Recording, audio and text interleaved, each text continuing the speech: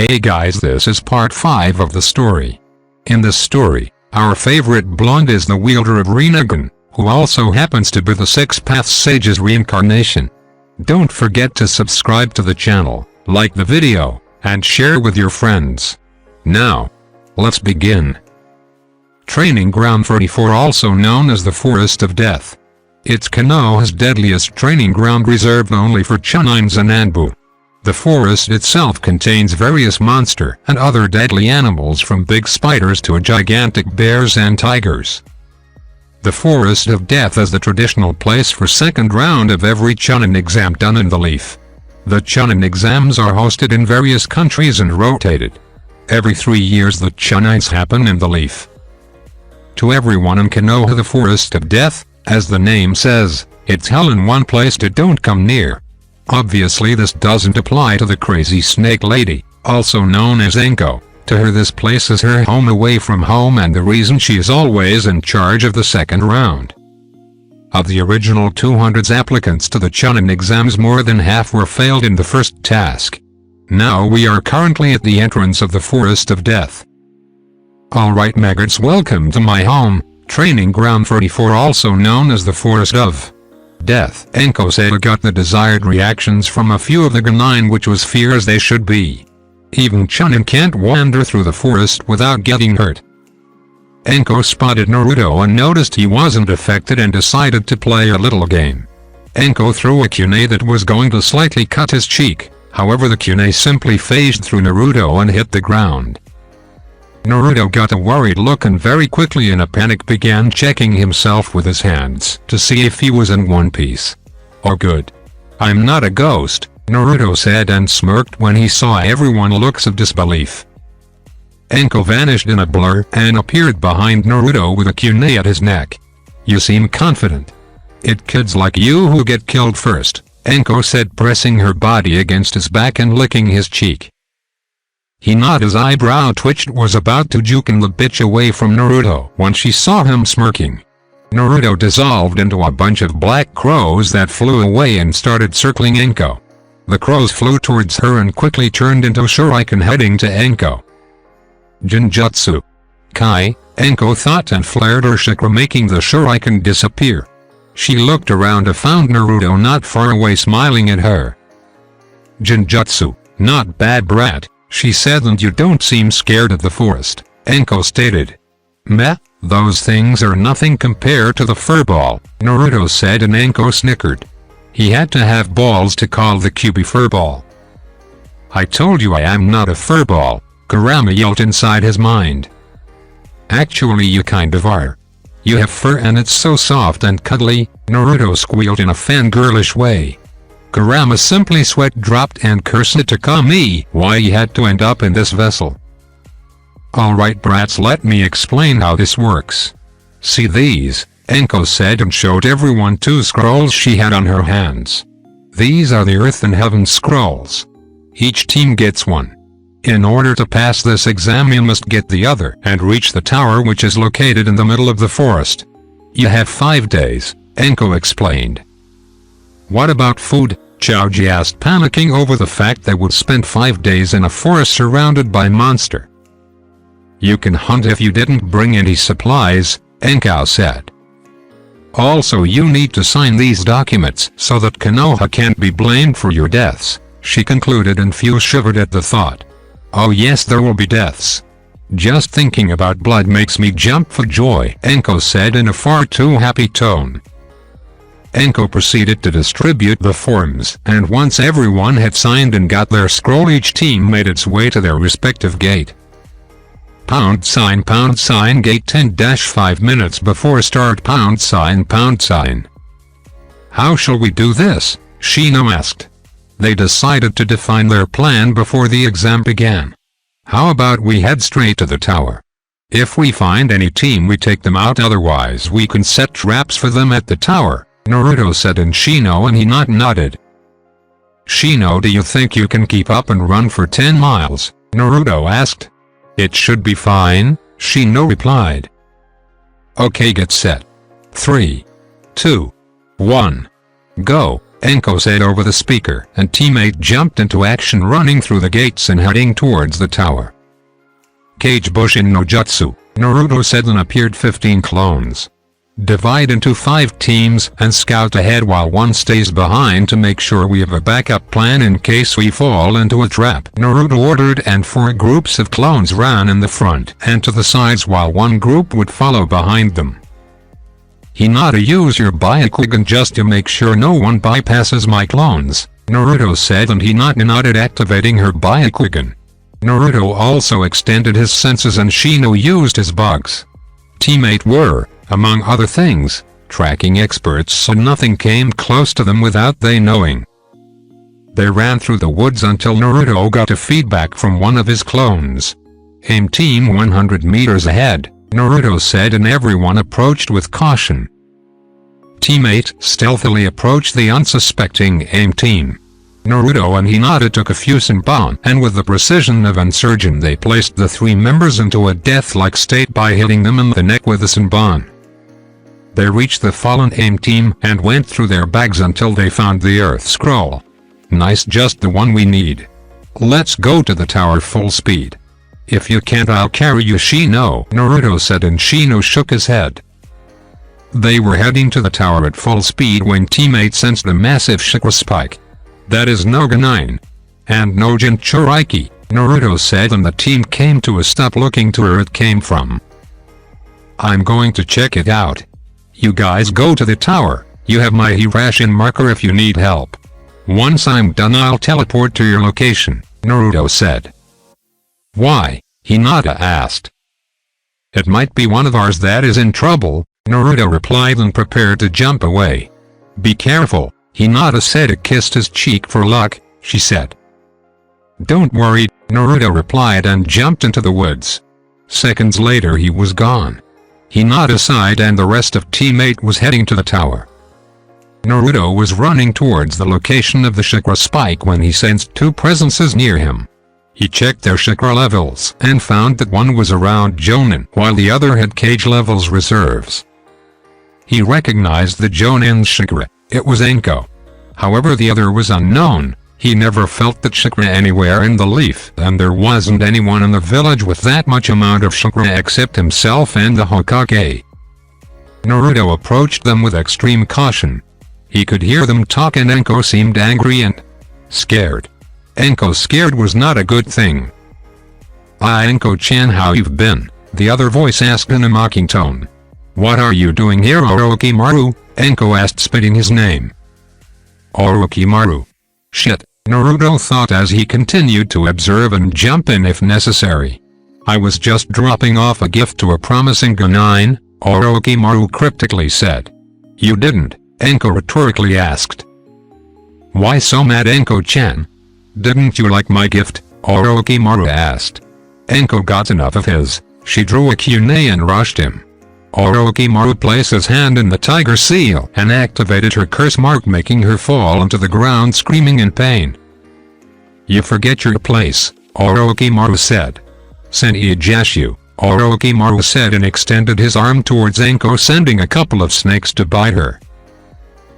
"Hosenki no Jutsu," Naruto said and sent multiple small fireballs towards the snakes and destroyed them.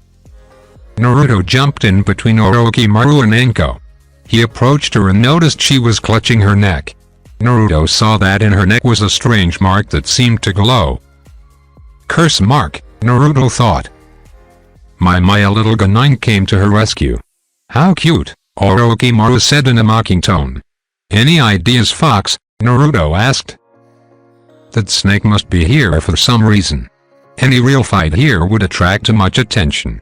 Flare my chakra and try to hold him off," Kurama suggested, and Naruto flared the Kyuubi's chakra high enough to draw attention to any Anbu patrolling the area. "Kyuubi brat," Orochimaru thought. My if it isn't the Kyuubi brat, I guess I can play for a while," Orochimaru said. "Orochimaru, what are you doing here?" Naruto asked, trying to buy some time. Snakes tend to be slippery. "So you know me?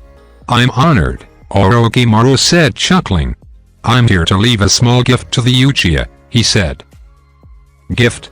You call a damn curse seal a gift? Naruto asked, getting mad. Stay focused, kid. He isn't someone who you can play around, Kurama said. Of course it's a gift. When he destroys the sound team I sent to kill him, he will realize the power that comes from it, Orochimaru said. Sasuke. You bastard, you already did this to Enko and now Sasuke, Naruto said and rushed towards Orochimaru and engaged in taijutsu. A little hot-headed, aren't you? Orochimaru asked. Naruto smirked and said Katsu, and his clone exploded, sending Orochimaru crashing into a tree. Now that was surprising, Orochimaru said as he watched Naruto leave the bush he was hiding. What do you want Sasuke for? Naruto asked.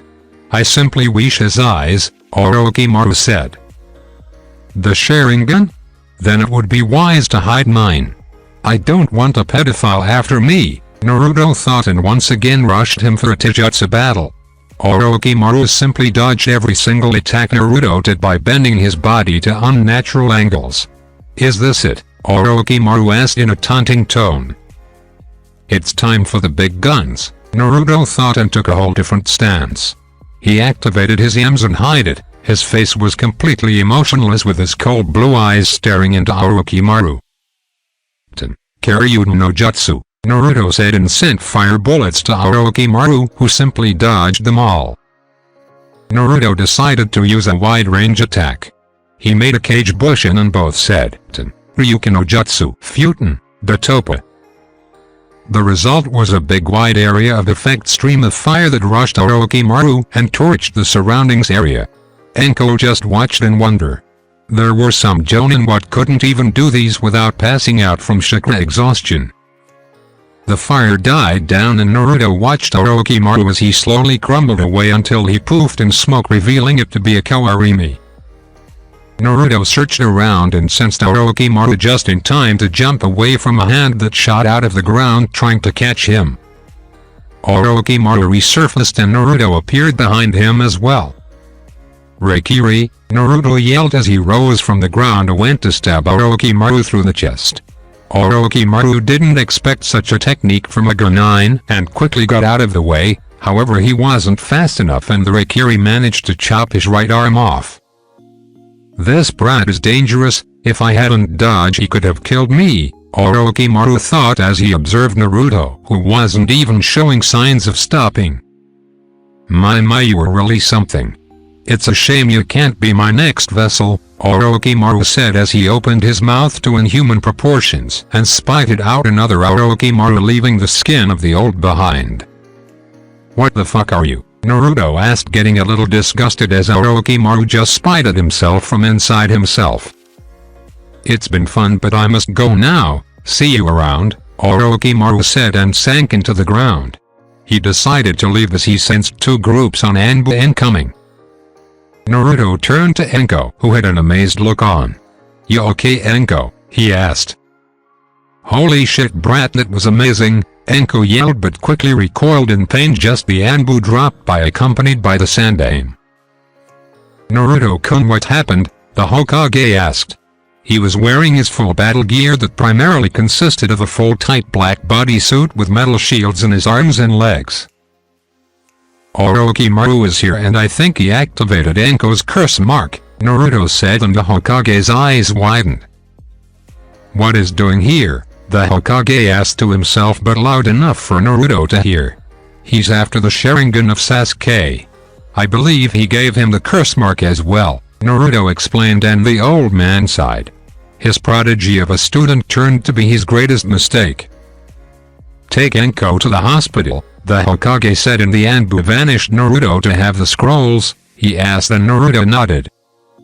But I'll go after Sasuke. Orochimaru sent a sound team to kill him, Naruto said. Alright, be careful. I already risked a good lot by interfering in the exams, the Hokage said, and left the forest. Naruto made cage bushes and spread them through the forest as wide as he could so he could find Sasuke as quickly as possible. Naruto ran through the forest as quickly as he could, covering the area he could. 1 hour later he finally sensed Sakura's chakra signature. He could sense Sasuke's but he felt it was slightly different and weaker. He arrived where Sakura was and noticed it was a mayhem going on.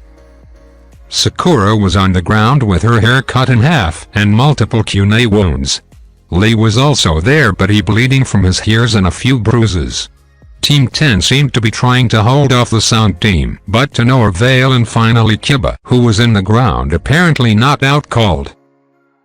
"Pathetic, all of you," Dosa said, smirking as he picked up kunai and made his way towards Sasuke to kill him, and no one could stop him. Naruto shunshined in front of him and quickly delivered a good kick to him that sent him into the ground.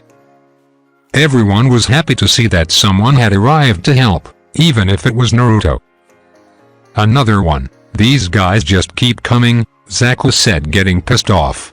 Every time they tried to kill the Uchiha, someone got in the way. "Why don't you just leave? You are no match for me," Naruto said, smirking. "I'll get that smile out of your face," Dosa snickered and flexed his arm, showing his gauntlet. "Melody arm," Dosa said as he channeled chakra to his arm. Naruto, who had his Sharingan activated, could see the sound waves filled with chakra. That can't be good. "Kamai," Naruto thought.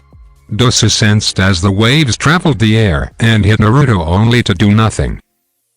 Naruto waited a few seconds and noticed everyone was stopping, looking between him and Dosa. Was that supposed to do something? Naruto asked, inwardly smirking. The rest of rookies that were awake stared at the blonde. Lee was taken down with the jutsu, and yet Naruto remained there as if nothing happened. "That gauntlet must be defective. I'll deal with this," Zaku said, and stepped forward, intending to end the battle in one attack. "Zankuha, decapitating air waves," Zaku said, and channeling chakra through his arms he sent a gust of wind towards Naruto. Naruto stood in place and activated his Kamai to let the attack pass through him. Zaku watched as the dust cloud started to disappear, only to find Naruto in the same place. "What a nice breeze," Naruto said, smirking. Zaku got mad and channeled as much chakra as he could through the pipes that ran deep beneath the skin. "Zankyukuha, extreme decapitating air waves," Zaku said, and sent a powerful gust of wind towards the enemy. Naruto watched the gust come and noticed he had to take Sasuke and Kiba out of the way. He rushed towards them and activated his Kamai to protect them as well. Once the attack was over and the dust cloud set down, Zaku smirked as he scanned the area he attacked, only to find nothing. "I blew them to little bits," Zaku said, smirking with confidence. "Raikiri." Zaku turned just in time to see a hand covered in lightning pierce through his chest and heart. Zaku gave a silent scream that didn't leave his mouth as he fell to the ground dead. Dosu and Kin's eyes widened at seeing his teammate fall to the ground dead. The blonde kid was playing with them the whole time. The blonde had killed Zaku with one attack, and they didn't even saw him move. "If you give us the scroll, you can leave peacefully," Naruto said in an emotionless tone. The rookies just watched as Naruto effortlessly killed the shinobi they were having trouble with. Sakura was trembling with fear from both the sound team and the arrival of Naruto. He had just killed someone in cold blood. He pierced someone's chest with his own hand. Dosu was trembling as he picked his scroll and left it in the ground, and quickly left, running along with his last teammate Kin.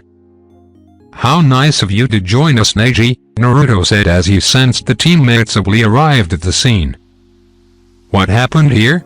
What did you do to Lee?" Neji asked, activating his Byakugan and getting ready to attack until he got his answers. Suddenly a blast of chakra was felt by everyone in the area. They all turned to see Sasuke slowly rising up with some sort of purple chakra swirling around him.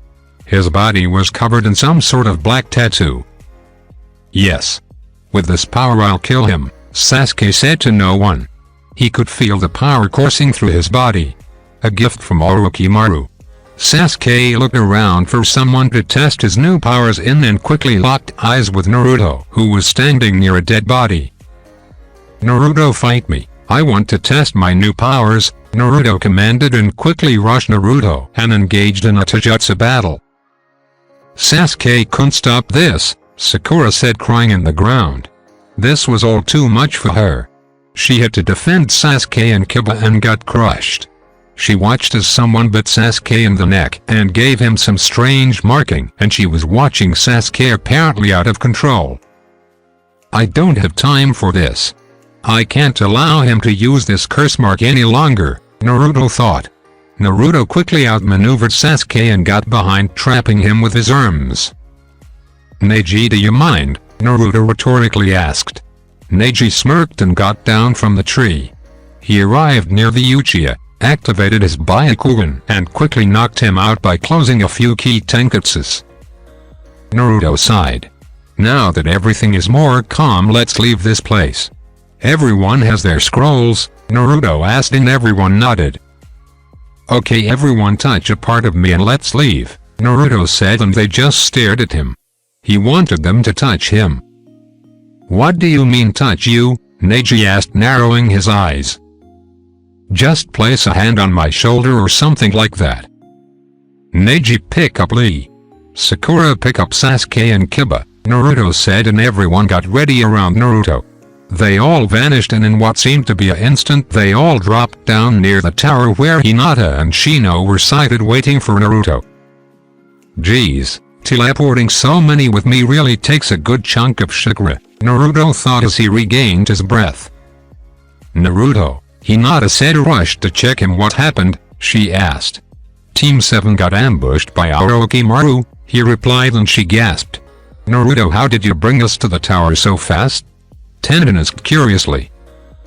Naruto started sweating. He didn't think much about it. It would be a mess if they found out already. It's a space-time technique like the summoning jutsu.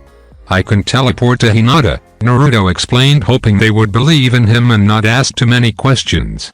She nodded and everyone entered the tower only to find an empty room. I think we should open the scrolls, Hinata said, and Naruto opened the scrolls. He opened them and saw it was a summoning scroll. Quick, toss them in the ground, Naruto yelled as the scroll started to leak out smoke. Both scrolls disappeared in the middle of the smoke. When it cleared, there was a person standing in the middle of the room. Congratulations on passing the second round, she said. Teammate looked up to see Korne standing in front of them. Sensei, everyone said at the same time. Come on, let's get inside. You and the rest of Leaf's teams were the second to arrive. Only the Sand team is already here. You have 4 days to rest and get your strength back up, Korne said, and lead her team into the respective rooms where they would be staying. Teammate was walking towards their assigned rooms. Since they completed the second task of the Chunin exams in 1 day, they could relax and recover during the 4 available days. Naruto-kun, Hinata said, getting Naruto's attention. If I had to fight Gaara, do you think I could win? She asked. They continued walking and Naruto was thinking. After a few minutes he decided to reply. I don't really know what he can do, but when we met him, he had sand around him, and apparently he's the son of the 4th Kazekage, so he probably can control sand with his chakra. Since you're a water type, you can drench his sand in water to make it slower and more chakra demanding to use, forcing him to waste more chakra. But if he decides to use his Biju, then I think you would lose. Unless you do that trick I taught you, he said, grinning. I guess you're right, she replied. Shino just heard the conversation with interest. This year there was a lot of tough competition. His bugs wouldn't much against a Biju, since primarily he uses them to drain the enemy's chakra, and draining a Biju might take a while. They arrived to their room and found it a standard room. It had 3 single beds, a small bathroom, a small desk with chairs and a window. Do you think you will be able to sleep without me? Naruto said, grinning. Oh, I'm not sleeping without you, she said, walking towards him. If you hold me close enough, I think we will be just fine, she replied and kissed him. I like the idea, he said, smiling and holding her. Want to go eat something? He asked, and she nodded. Hey Shino, want to come? He asked, and the bug boy simply nodded. They finished unpacking and left their stuff in the room. Teammate got out of the room and walked throughout the hall, heading towards the other floors. The tower in the middle of the Death Forest was relatively small. It had 5 floors. The first was reception and the arena, the second was the kitchen, the third and fourth floors were the rooms and bathrooms, and the last floor was the administrative and surveillance room. They made their way down the floors and quickly found the kitchen. There was plenty of food already prepared due to the Chunin exams. They entered the kitchen and noticed that they weren't alone. Inside the kitchen there was the SAM team. "Hey Gaara," Naruto said, waving as he entered the kitchen. Both Kankuro and Temari instantly stiffened as they knew that Gaara could flip at any time. Hinata and Shino were just a bit weary of them. "Uzumaki Naruto," Gaara said, eyeing Naruto carefully. "You interest me," he said. "Sorry, but I don't swing that way, besides I already have a girlfriend," Naruto said, chuckling and kissing Hinata's cheek. Gaara's eye twitched at his statement. Temari and Kankuro were wondering if all Leaf Shinobis had a death wish.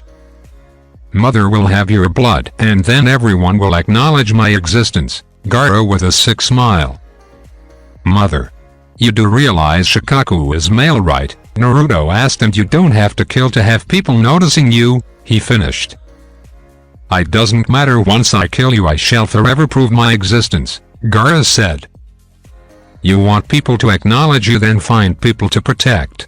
Instead of killing them, fight to protect them, and those few precious people will acknowledge you forever," Naruto explained. "You fight to protect people?" Gaara asked. "Yes, that is right. Your true strength emerges when you fight to protect those you care about," Naruto said. "Fool, we are nothing but murderers. We live to kill. We are weapons," Gaara said. Kankuro and Temari were listening to the conversation and wondering if they should leave because this conversation seemed to be heating up. "I never considered myself a weapon," Naruto said. "You are a fool, and I shall prove it to you. Once I kill you everyone will notice my existence," Gaara said. "Fine then. When we meet at the arena I shall prove to you that acknowledgement comes from people that care about you," Naruto said, and he and his team left the room, leaving a thirsty Gaara behind. "Hey, I'm going to talk with Enko. I'll meet you later," Naruto said. "Alright, see you later," she replied and gave him a quick kiss. # floor 5 surveillance room ###. Naruto separated from his team and headed towards the 5th floor. He walked towards said room and knocked on the door. He opened it, and in the room there was the Hokage, Enko, Hibiki, and a few Chunins. "Something you need, Naruto-kun?" the Hokage asked as he watched the blonde enter the room. "Can I talk to you in private with Enko?" Naruto asked, and the Enko raised an eyebrow, wondering what the kid wanted. "Of course," the Hokage replied and made a gesture for everyone to leave the room except Enko. Naruto flashed through a few hand seals and set sound barrier seal. There was a small flash of light and suddenly vanished. Enko was surprised by seeing a Genin using these types of seals. But she knew what kind of life Naruto had lived, and if he wanted to survive he would have to pick up his pace. "Now then, I would like to check out that curse seal if you don't mind," Naruto said, and Enko involuntarily brought her to her neck. "Why do you want to see it?" she asked. She didn't like talking about her past. "I want to know if I'm capable of removing it," Naruto said, and Enko started laughing. "Kid, I'll give you that you are strong, but the seal can't be removed," Enko regretfully said.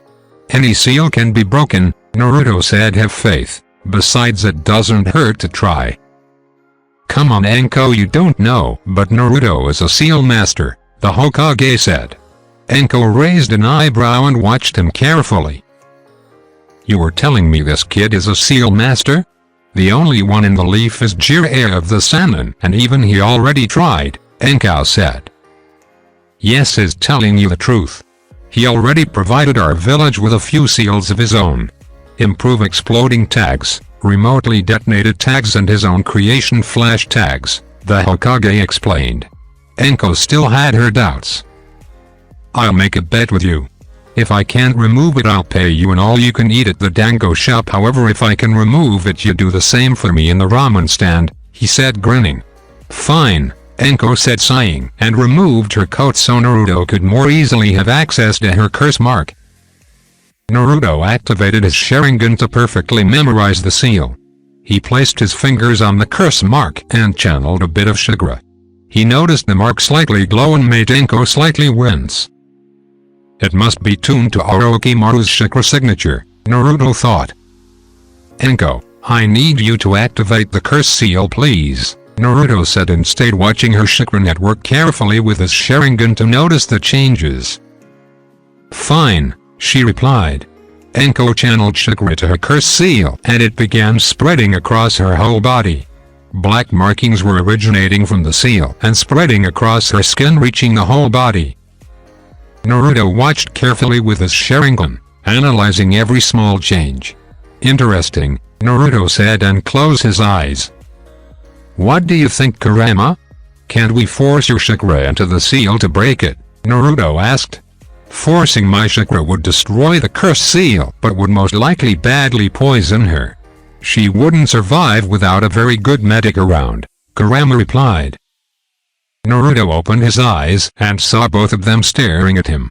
I was talking to the furball about it, Naruto said. You can talk to it, Enko asked. Yes, but as not an IT it's a him, Naruto replied seriously. Anyway, I could force the Kyuubi's chakra to it and destroy it, but it would poison you. It would require Bachan herself to be able to stabilize you long enough to remove it, Naruto explained. Bachan, Enko asked. My grandmother Tsunade, Naruto replied. Holy shit, you are her grandson, Enko half yelled. Tsunade was a legend among all of Kunoichi. She was what every Kunoichi wanted to be. Strong and beautiful and with the right assets. Yes, but keep it to yourself. Now I noticed that the seal besides leaking chakra it also sends a few chemicals to the bloodstream most likely to create addiction and increasing the body's stamina and strength. Either way I would need Bachan to remove it either using the Kyuubi or not, Naruto said and he could see the frown on her face. Tsunade had left the village years ago. There is one thing I can do, be right back, Naruto said and vanished in a yellow flash. The Hokage's and Enko's eyes widened. They hadn't seen that flash in over 14 years. Was that, Enko stuttered. The Hokage managed to regain sense and asked, now do you believe me? Enko only managed to dumbly nod. A few minutes later Naruto reappeared in the room with a large scroll in his hands. Naruto placed the scroll on the ground and opened it to show a very big and complex sealing array. Enko, sit in the middle of the scroll please, Naruto said and got a look of confusion. He sighed and continued. I may not be able to remove the seal alone, but I can place a restriction and block seal that will permanently lock away the seal. Basically you would have to force chakra to the seal to activate it and you will no longer have the constant pain, Naruto explained and Enko quickly sat in the scroll.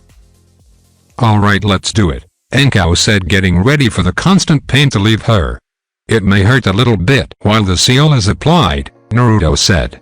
I'm used to pain, Enko said. Okay, Naruto walked up to Enko and placed his hand in her curse mark. A few seconds later Kanji erupted from his hands and spread across Enko and the scroll. Ready? Naruto asked and she nodded. Feihuin, Naruto said, and in an instant all the kanji began rushing towards his hand that was placed in her curse seal. Enko bit her lip in pain but she could handle it. After a few minutes all the kanji reached the curse seal and formed a ring around the curse seal as if locking it. Naruto removed his hand and Enko relaxed. We are done. How do you feel? Naruto asked. A second later Enko was all over him, kissing and pressing her body against his, much to the jealousy of the old Hokage, who had a trickle of blood flowing in his nose. Okay Enko, I have a girlfriend you know, Naruto rhetorically asked. Don't worry kid. Besides it was my way to say thank you. Even though it's still here it no longer hurts, I can barely feel it on my neck, Enko said happy. Don't mention it, Naruto started. Hey Gigi, do you think you could bring Sasuke here for me to do the same to him? Naruto asked. The Hokage nodded and said bore. Immediately in front of him appeared an Anbu and kneeling before him. Hey Hokage-sama, the Anbu said. "Bring me Uchiha Sasuke," the Hokage ordered, and the Anbu left. Naruto turned to the Hokage. "Do you think he will accept to have it blocked?" Naruto asked. "Why wouldn't he?" the Hokage said, raising an eyebrow. "You do realize he intends to kill his brother, right?" Naruto asked, and the Hokage nodded. "And do you think he will gladly forget this power?" Naruto asked. "I see your point, but I have faith he will do the right choice," the old Hokage said. "He's naive. All Uchihas must burn," Kurama said, chuckling evilly. "What the hell, Kurama? I have Uchiha blood," Naruto screaming. "You and your father are different. You are not power-hungry fools, and you are not arrogant, well, except when you are in the middle of battles," Kurama said. "I only say that stuff to piss the enemy off. If he gets angry he will make mistakes I will capitalize on," Naruto replied. They waited for a few minutes until the Anbu appeared in the room, followed by a pissed-off Sasuke who, by the looks of it, just woke up from his Neji-induced sleep. "What do you want?" Sasuke said, glaring at Naruto. "We need you to sit in the middle of the scroll to seal your curse mark," Naruto answered. "Why would I want to do that? I need this power," Sasuke said. "Idiot. You would be willing to be used as a puppet so that you could kill your brother?" Naruto asked. "Shut up. You don't know anything, and I would gladly give my life if it meant to kill him," Sasuke said, and Naruto just shook his head. "Fine. Sit in the scroll anyway. Since for now it's impossible to remove the curse seal safely without killing the host, I'm applying a suppression seal that allows for the host to have better control over the seal," Naruto explained, and Sasuke smirked. "You shouldn't use it. I can see that the host tends to develop an addiction to its power," Naruto explained, and Sasuke simply shrugged it off. "It was a gift and I intend to use it," Sasuke said, and Naruto shook his head. "This might hurt a little," Naruto said, but didn't mind much. He did the same steps as for Enko and placed his hand on his curse seal. "Feihoin," Naruto said. Sasuke screamed for a few minutes, and when it was completed he fell to the floor unconscious. "Bore, take him to his room. He must be exhausted from the forest of death," the Hokage said, and the Anbu took off. "See you guys in 4 days," Naruto said, and left the room, followed by a very happy Enko. "You would be so proud of your son Minato, Kushina," the Hokage thought as he also left the room. He had preparations to do for the finals. Number 4 days later. The next 4 days went by without any trouble, and they were boring as hell. They weren't allowed to leave the tower until the end of second phase of the Chunin exams. During these 4 days a few more teams arrived to the tower. As he expected, the team from Taki and Kumo also arrived. Every competitor was summoned to the arena and filled it facing the Hokage. The arena room was pretty much empty.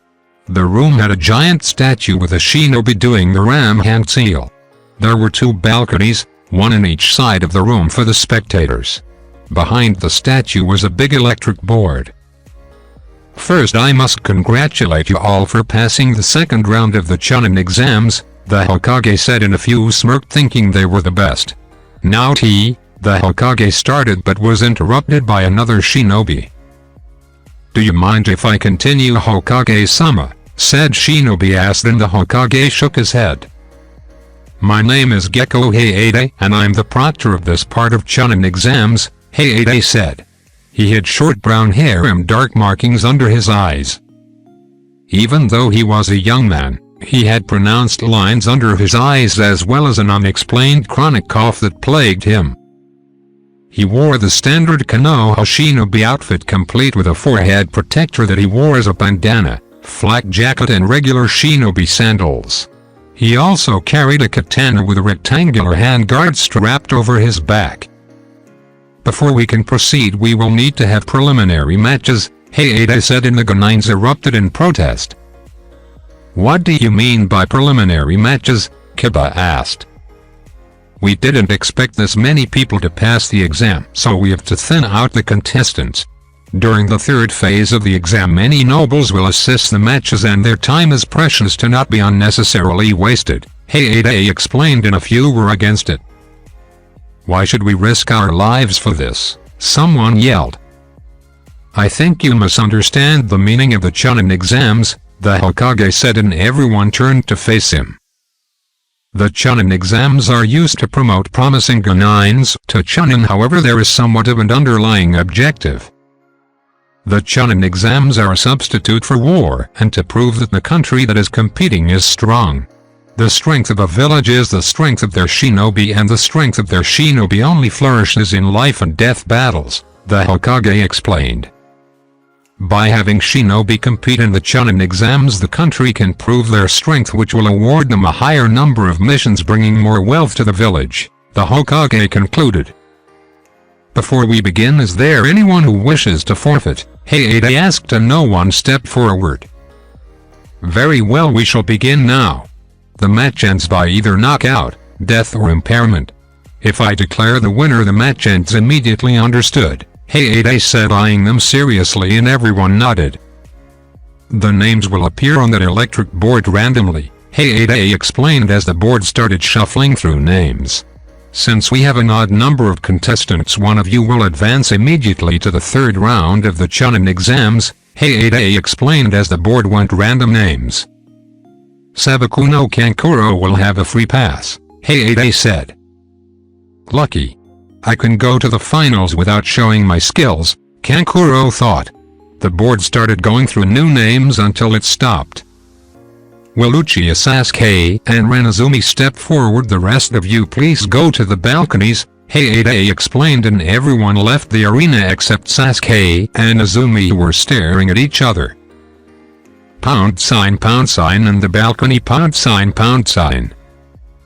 Go Sasuke-kun, Sakura yelled, cheering for her Uchiha.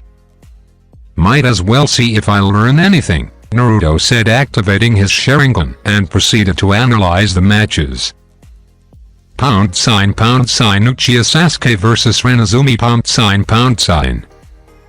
Fighters ready? Hayate asked, and both nodded. Hajime, Hayate said, and jumped back. As soon as Hayate started the match, Sasuke rushed towards the enemy, went for a low kick.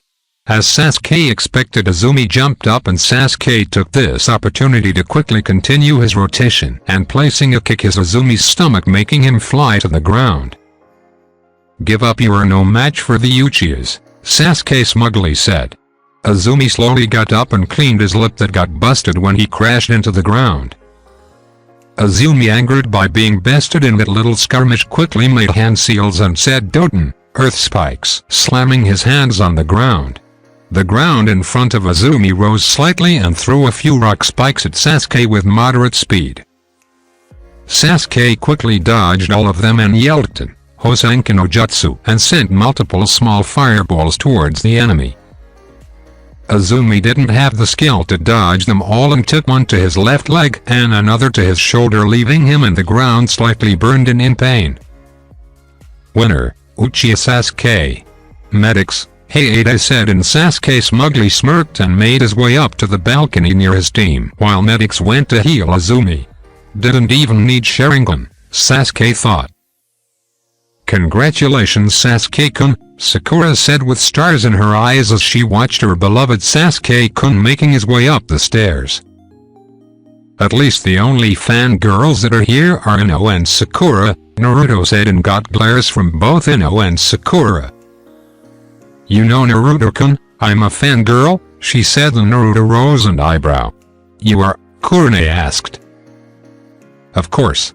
I'm Naruto's fangirl. Cough cough, Hinata started and cleared her voice. Squealo, Naruto-kun is so cool. Will you go out with me? She asked with stars in her eyes and her best puppy dog face. I can't say no to you, Naruto said, laughing, and kissed her. Kurone just sweat dropped and Kakashi chuckled at their antics. Oh. I seriously need a boyfriend, Ino said with stars in her eyes, watching both of them. Congratulations Sasuke, Kakashi said. Ichen, Sasuke grunted, making Sakura squeal in delight. They watched the board go another set of random names. Haruno, Sakura and Yamanaka Ino, please step into the arena to begin your match, Hayate said. Due to both contestants being unconscious, I declare this match a tie, Hayate said. Fangirls, Yujito started the disgrace of the kunoichi. If they spent more time training instead of drooling over the Uchiha over there, they wouldn't be slapping each other. It's just sad, Yujito said, and everyone nodded, agreeing with her. At least you learned how to properly slap someone, Naruto said, and everyone's sweat dropped. Sabakuno, Gaara and Miwafuji, please step into the arena to begin your match, Hayate said, and Gaara used his traditional sand shunshin to the arena while his opponent jumped off. ### Sabakuno Gaara vs Miwafuji ###. Ready? Hayate asked. Fuji nodded, and in Gaara's case Sand left his gourd and started dancing around him. Hajime, the proctor said, and jumped away. He could sense the rise in Gaara's bloodlust. Sand Shuriken, Gaara immediately said, and sent 10 shurikens he made with his sand towards the enemy. Fuji didn't expect such a sudden attack and made a very risky evasion maneuver by ducking to the ground. Fuji was rising when he noticed his feet were caught in something. He looked down and saw sand wrapped around his feet and quickly rising. Fuji tried to struggle to get free, but it seemed the more he struggled, the quicker it wrapped around him. Not even 5 seconds later, Fuji was completely covered in sand. Sand coffin, Gaara said as he brought his open hand up. He suddenly closed his hand and said, sand funeral. Gaara closed his hand into a fist, and immediately the sand around Fuji compressed, completely crushing him. Fuji exploded in a shower of blood that covered almost all the arena. Winner, Sabakuno Gaara, Hayate said, a little disgusted as someone could kill this easily, even more in a tournament. Hek killed him, Sakura said as she had awakened up just in time to see the bloody end. Fu murmured to herself. Even though, in her village, only Shibuki liked her, she still wouldn't want to kill anyone or wish their death for that fact. That Tenaki always wanted destruction. He still is insane, Kurama said to Naruto. I guess I need to defeat him if we face off to prove my point, Naruto replied.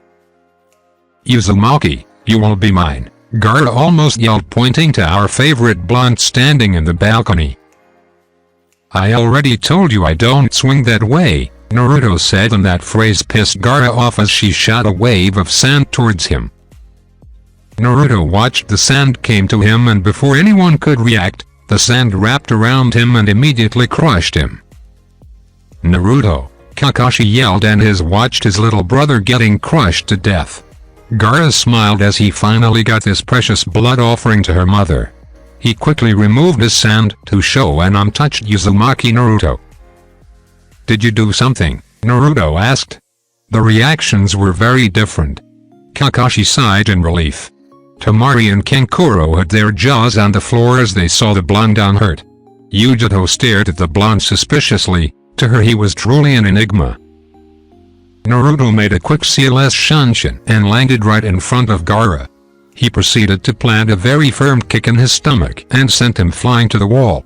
The sand wasn't quick enough to protect, and everyone could see small cracks appear in his skin. He hit Gaara, Kankuro said, flabbergasted. He never saw his brother get hit for that fact, and yet this blonde kid just appears in front of him and gives him a kick like it was nothing. So you do have another defensive sand layer, Naruto said as he watched Gaara get up and the cracks disappear. Enough, the voice of the Hokage roared through the room, instantly putting everyone in attention. Naruto, stand down, and you, the Hokage said, pointing to Baki the Sand Team Jonin, control your students or we will discipline them for you. Apologies, Hokage-sama, Baki said, bowing to the Hokage. That Gaara almost ruined everything. Hyuga-Neji and Akimichi Choji, please step into the arena to begin your match, Hayate said, and Choji got kinda scared, but nonetheless they both made their way down. Hajime, Hayate said. As soon as the proctor started the match, Neji activated his Byakugan in charge of Choji. Chaoji panicked and started a sloppy Nikudan Sensha. Chaoji started spinning and going with good speed against Neji. Neji watched him approach and quickly made a plan. Neji dodged to the side and placed his foot in front of Chaoji's path. This action made Chaoji bump into his foot and rise into the air, quickly losing his stance and ending the technique and allowing Neji to give him a few good Juken strikes that left him unconscious on the ground. Winner, Hyuga Neji, Hayate said. It was his fate to lose to me, Neji smugly said. Neji walked up the stair and was congratulated by Tenten. He didn't know it, but she had a crush on him, but even with his superior eyesight he was too blind to see it. Hyuga Hinata vs Karui of Kumo, please step into the arena to begin your match, Hayate said. Hinata was leaving when Naruto pulled her back and gave her a small kiss on the cheek. For luck, he said, and she smiled. I know you don't like Kumo, but don't go overboard, Naruto whispered to her here, and she nodded. #sign Hyuga Hinata vs Karui of Kumo #sign.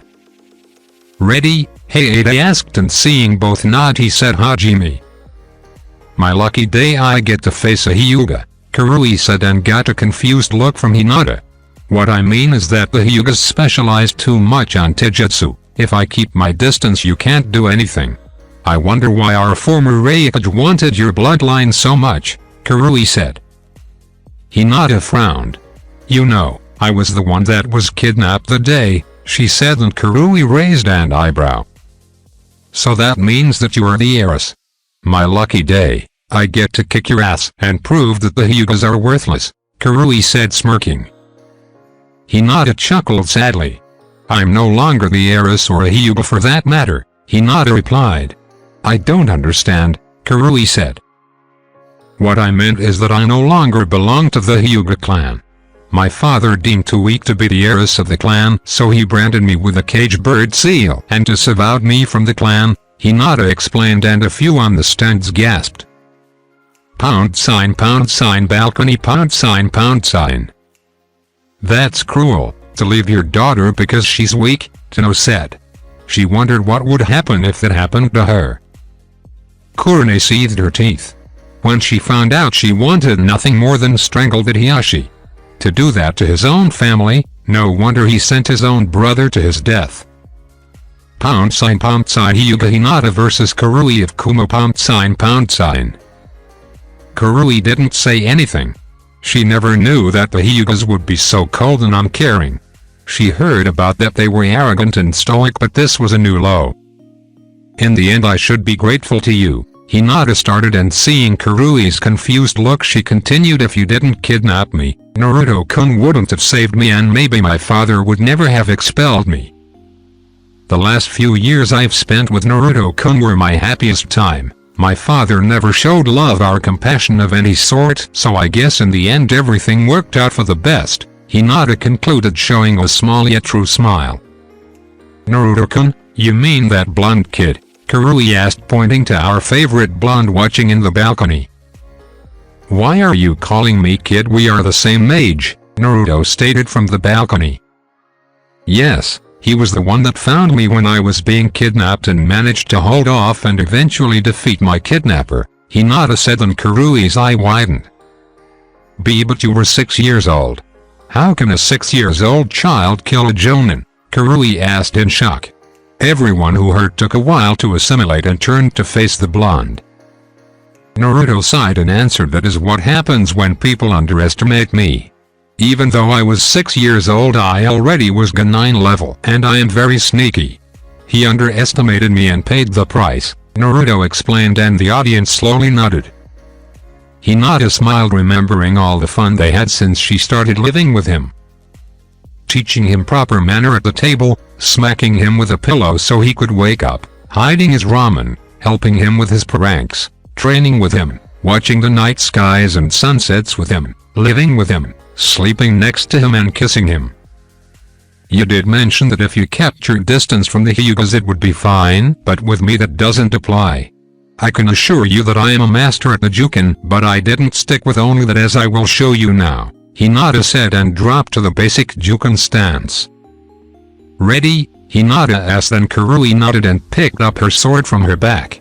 Hinata channeled chakra to her wrist seal, and in a poof of smoke there was in her hand a 20 inches long single-edged straight sword. The blade's hilt was lavender with white lines around the edges. "So you know Kenjutsu," Kurui said and dashed towards her. Kurui jumped and did a vertical slash only to Hinata block with her own sword. Hinata jumped back and did a few hand seals and shouted "Sutton, Tapaudama." Hinata sent a few compressed water bullets at high speed towards Kurui. Kurui skillfully evaded all of them and watched as they collided with the wall and removed a good chunk of it. Kurui gulped. If that had hit her, it would have broken a few bones. Kurui once again rushed forward and said cloud style, "Deception slice," and made a slash motion with her sword. Hinata easily blocked, but Kurui turned to smoke, revealing a wooden log. Hinata activated her Byakugan just in time to block a lateral swing from Kurui's sword and jumped back, gaining a bit of distance from Kurui. Hinata knew that she didn't stand a chance with Kenjutsu. She preferred to daggers to swords. Daggers were easier to integrate with her Taijutsu style and allowed for more swift motions without leaving so many openings. Hinata channeled wind chakra to her sword and quickly closed the distance. Kurui brought her sword to block.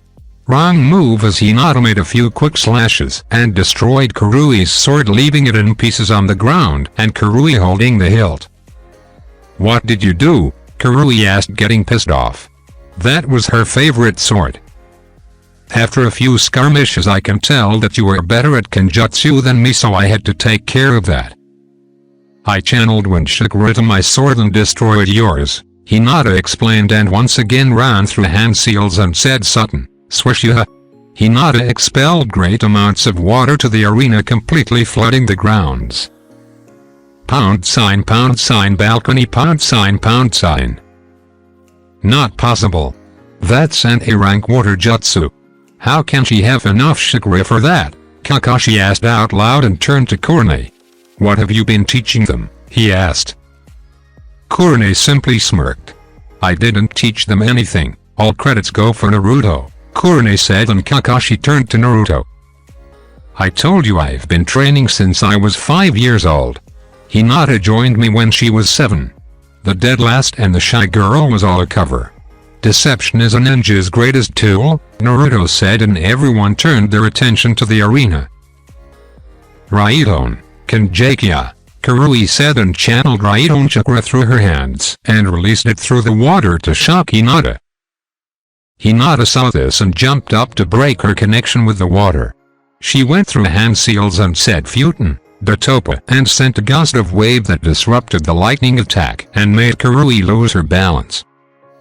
Hinata took this opportunity and quickly went through new hand seals and shouted her favorite water technique "Sutton, Saryuden no Jutsu." A water dragon rose from the water in the ground and quickly crashed into Kurui, who didn't have time to dodge. Kurui was sent crashing into the wall and hit with the pressure of the water dragon. Kurui was a little dazed from the impact and slowly got up, but Hinata quickly appeared next to her and said "Sutton, Swiru no Jutsu." A chunk of water rose and quickly formed a sphere that trapped Kurui inside and rendered her unable to move. Heiei was shocked. The amount of skill the girl displayed with water jutsu was Jonin level. He managed to break free from his stutter and said "Winner, Hyuga Hinata." She won, Naruto chanted as he watched everyone on the balcony except his team stare in shock as Hinata made her way up the stairs. Even the Hokage was shocked at the skill she showed. Kakashi broke free from his own shock. He blinked. And blinked again.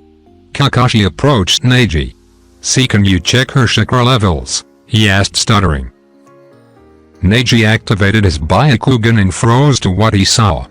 "That's impossible. She has elite Jonin chakra levels. How is that even possible? She is a Genin and nothing but a failure," Neji said. "If she's a failure, I wonder what a genius could do," Kakashi mused. Naruto quickly hugged Hinata and spun her around. "Congratulations, Haim," Naruto said, making her giggle. "You are nothing but a failure." To rely on ninjutsu only proves you weren't meant for the Byakugan, Neji coldly stated. Then if we face in the finals I'll show you my Juken, Hinata said. Amoy from Kuma vs Fu from Taki, please step into the arena to begin your match, Hayate called out. #sign Amoy from Kuma vs Fu from Taki #sign ready, Hayate asked and both nodded. Hajime, Hayate called out and immediately jumped back. Fu quickly went through a few hand seals and said Mizunomuchi.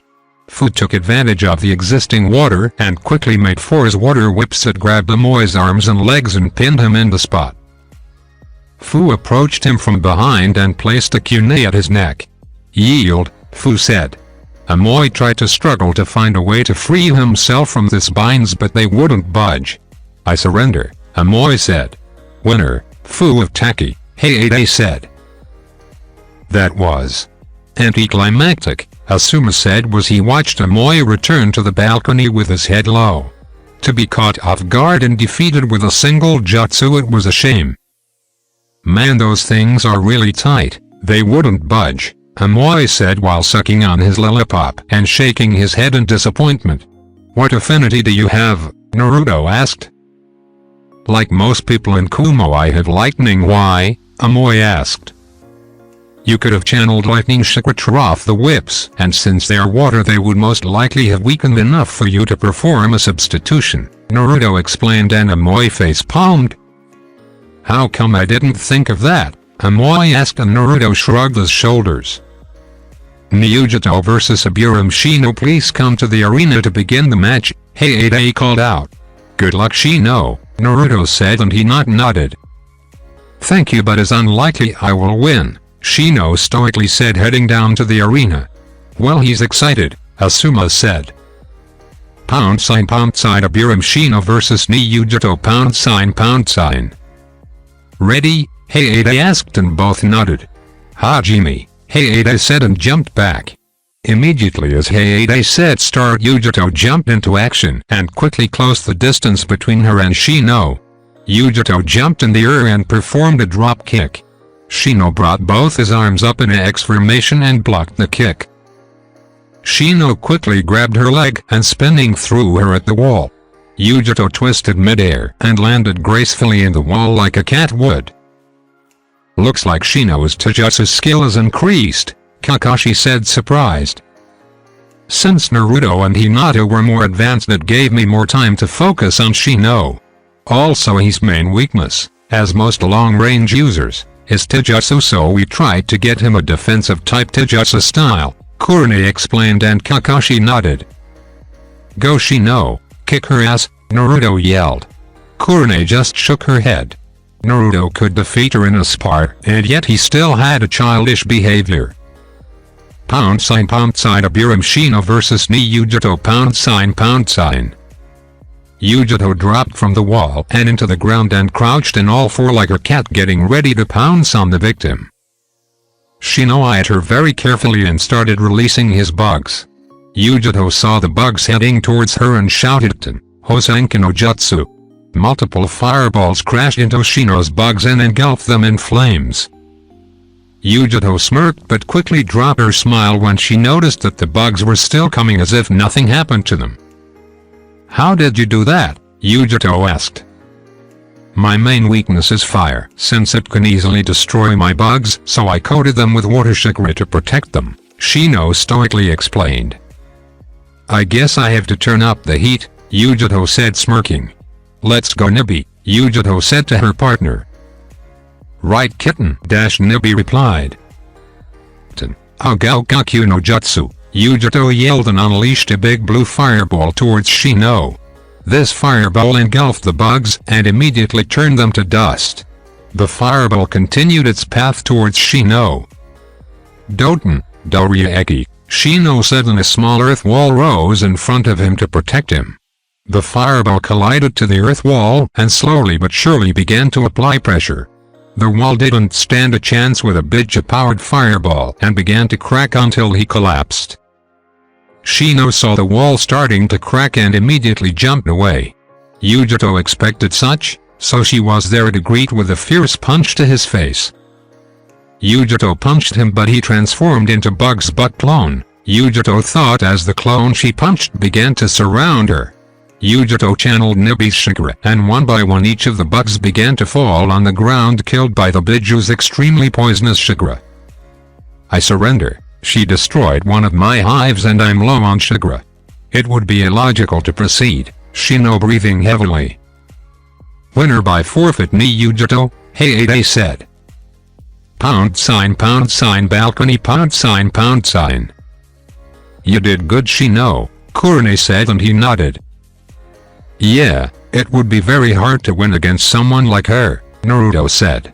What's so special about her? Sasuke asked, but it felt more like a demand. Let's just say she is the number 2, Naruto said, smirking, and Sasuke was about to jump him when Kakashi caught his shoulder. The Hokage heard that and already suspected as much. That means that with her there are 5 Jinchurikis here, the Hokage thought. Naruto vs Inuzuka. Kiba, please come to the arena, Hayate called. Yeah, the lazy ass. We have this one on the bag, Kiba cheered, and he picked up Ekamaru and ran to the arena. # Naruto vs Inuzuka. Kiba # ready, Hayate asked. That's right we are, Kiba yelled. Troublesome, I guess I am, Shikamaru replied. Hajime, Hayate said and jumped back. This is so troublesome. I'm no match for Kiba's speed or strength, Shikamaru thought as he analyzed Kiba and came up with a plan for defeat him. Kiba immediately said Ninpu, Shikiku no Jutsu. We could see as Kiba crouched to the ground in all fours. His nails became more elongated as his fangs and his eyes took a more feral grin with vertical slits. Kiba ran forward with impressive speed, and Shikamaru, the lazy ass he is, decided to run and avoid very single strike Kiba tried. This continued for a few minutes until Kiba got tired and jumped back, gaining some distance. Fight back, lazy ass, Kiba yelled, get pissed off that he didn't hit him one single time. I'm fighting back, troublesome, Shikamaru said and sighed. Shikamaru went through his pockets and took a smoke bomb. He threw it at Kiba, and the entire arena where Kiba was became covered in smoke. Inside the smoke cloud, Kiba was quickly turning and checking every position to find out what exactly Shikamaru was trying to do. He checked left, right, up on his left. Kiba was getting tired of this and about to jump away when he froze, unable to move. As the smoke cleared, Kiba could see Shikamaru crouching with his hands in the rot seal. What did you do? Kiba asked as he struggled to move. Kiba could see from the corner of his eye that Ekamaru was also frozen in the same place. Kageman no Jutsu success, Shikamaru said. In the beginning of the match when you engaged me in Taijutsu, I placed a few small bells in you. When I threw the smoke bomb, I blocked your vision of me so you couldn't see what I was doing. Since you had the bells, I could easily find you in the middle of the smoke and connected my shadow to yours, preventing you from moving, Shikamaru explained. Forfeit, Shikamaru said. Fine, I surrender, Kiba said, angry how it turned out. Winner by forfeit, Shikamaru, Hayate said. # balcony #. Who thought the lazy ass could come up with that? Sakura smugly said. Asuma laughed. You know, I gave him an IQ test and he scored 220. The kid's genius and never got good scores in the academy because he was always too bored to do more, Asuma said, chuckling to the shock of many. Just slight above you, Hinata whispered to Naruto. Asuma overheard what Hinata said. What do you mean slightly above him? Asuma asked. Exactly that. Naruto did an IQ test like everyone, however in the academy he scored less than 50, which would mean severe lack of cognitive functions. However, we tested each other at home and he scored 210. Hinata explained, and everyone jaw hit the floor. How can the dead last have such high IQ? Asuma asked. The same way Shikamaru, who was almost the dead last, has as well, Naruto said, chuckling. But I'm not the only one. My Heim here also scored 200 points, Naruto said and laughed at their faces. The dead last and the shy girl were genius. This never gets old, Naruto thought. I wonder what more did you hide, Asuma asked him and he shrugged his shoulders. Uzumaki Naruto vs Rock Lee, please step into the arena for the match, Hayate called out. Looks like we are up, Lee. I want to test my Dragon Fist against your Goken, so how about I only use Taijutsu no Bloodline even, Naruto asked. That's the most youthful thing someone has ever said to me. I agree. Let's show them the power of youth, Lee yelled, making everyone wince at the tone. Such a youthful opponent, you should make him your eternal rival, Gai yelled. Yes, Gai-sensei, Lee said. Lee, Gai-sensei, Lee. Gai-sensei. Both master and student were hugging each other in the beach as the water came rushing between them and crashing into the rocks. Tears could be seen shining as the sun was going down. Kai, Naruto yelled. Kurama, help, he pleaded to his partner. It doesn't work. What sort of genjutsu is this? Kurama said as he ran to the back of his seal and closed his eyes with his tails. Wait, Sakura yelled, making Naruto turn back as he was already going down to the arena. You have a bloodline? Sakura asked. Yes, I do, Naruto said and discarded any more question as he turned to leave again. How can a clan-less an orphan loser like you a bloodline? Sasuke smugly asked. Naruto clenched his fist, shaking in anger. He almost channeled the Kyuubi's chakra, but Kurama managed to hold it. Naruto managed to calm down. You know, Sasuke, one day you will eat all those words. You are not as special as you think. Besides, people say that my bloodline is the strongest in the world, Naruto said. Please, Dabi. The Sharingan is the most powerful bloodline in the world, Sasuke said, smirking. If you say so, Naruto said, laughing as he made his way down the stairs. People who knew he had the Sharingan chuckled at his wordplay. Pound sign Uzumaki Naruto vs Rock Lee, pound sign ready? Hayate asked and both nodded. Final match of the preliminaries, Uzumaki Naruto vs Rock Lee. Hajime, Hayate said and jumped back. We are both genius of hard word, Lee. Let's show them the power of Taijutsu, Naruto said and got into his stance. Left leg in front of the right with both knees bent, left arm stretched with the hand palm facing the enemy, while the right arm was coiled near the waist with a fist. Lee had a more simple stance. He was standing straight with his left arm behind his back and his right arm pointing to the enemy with a straight palm. Pound sign balcony, pound sign. Strange, Gai mused, never seen that particular stance before, Gai thought out loud, nursing his chin while he thought. That stance belongs to the Taijutsu style of his father with a few modifications that Naruto integrated in there, Hinata said. I thought Naruto was an orphan, Sakura asked. He is, but his father left him scrolls with his jutsus, Hinata explained. Who was his father? Sakura asked. It isn't my place to tell, Hinata replied, and Sakura frowned. Must be some unknown chunin who got drunk and died in some mission, Sasuke said, and Kakashi was about to snap his neck for disrespecting his sensei. Pound sign Uzumaki Naruto vs Rock Lee, pound sign. As Hayate said start, Rock Lee immediately started running to Naruto. He closed the distance in no time. Lee jumped and said Konoha Pew and tried to kick him. Naruto brought his right arm and blocked the kick. Lee jumped back and Naruto immediately regretted blocking that as his arm felt a little numb. As Lee touched the ground, he went again at high speeds towards Naruto and both engaged in a fierce display of taijutsu.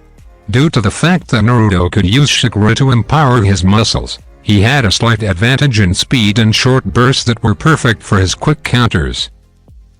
The battle went on until Lee quickly got in past his defenses. Lee crouched beneath Naruto and said Konoha Shafu. Lee tried an uppercut with his feet at Naruto, but he managed to roll and dodge it. As Naruto was rolling, he tried to sweep Lee's legs only to make him jump back and evaded as well. As soon as Lee touched the ground, he disappeared in a burst of speed. Naruto looked around until he felt Lee above. He looked up just in time to block a powerful drop kick with both arms. Naruto quickly grabbed his leg and threw Lee at the ground. Lee spinned and landed without trouble at the ground. "Your taijutsu is very good, Naruto-kun, as expected from my eternal rival," Lee said with tears in his eyes. Naruto shuddered and replied, "As surely, eternal rivals." Naruto knew he might have signed this death sentence right there, but this match was extremely good. Hinata was a very good sparring partner at taijutsu, but she always used her gentle fist style. Naruto never faced a user of Goken. Even thought Naruto had the advantage in speed, he sometimes managed to get in a punch or kick, but Lee seemed to brush them off as nothing more than a little scratch. But this difference in speed was almost removed by Lee's experience in taijutsu, putting them equals in skill. This time Naruto took charge and ran towards Lee. Naruto threw a sloppy punch that Lee easily sidestepped, but that was what Naruto wanted. As soon as Lee sidestepped his punch, Naruto threw his hands to the ground to support himself and used his legs to snare Lee's head between his feet. Naruto, with a swift motion of his ankles, threw Lee at a wall, who didn't see that coming and was unable to block. #, balcony, #. Impressive. Guy shocked with that particular movement that managed to firmly give Lee some damage. Naruto's taijutsu style incorporates a lot of acrobatic movements. He could have snapped Lee's neck with that one, Hinata explained, and Guy's eyes widened. Thank God his student was alive. #, Uzumaki Naruto vs Rock Lee, #. I didn't expect such a technique from you, Naruto-kun, Lee said as he got up and brushed off the dust. Lee, take them off, Guy yelled from the balcony. Lee heard what his sensei said and was surprised. But I thought you could only remove them if it was to protect someone important to you, Lee said. It is, but this time I am giving permission to remove them, Guy said. Lee heard this and smiled. He sat down in the ground and removed the weights he was wearing beneath his orange leg warmers. So he uses weights. I knew this wasn't his full power, Naruto thought, and considered removing his seals, but he would wait and see if it was necessary.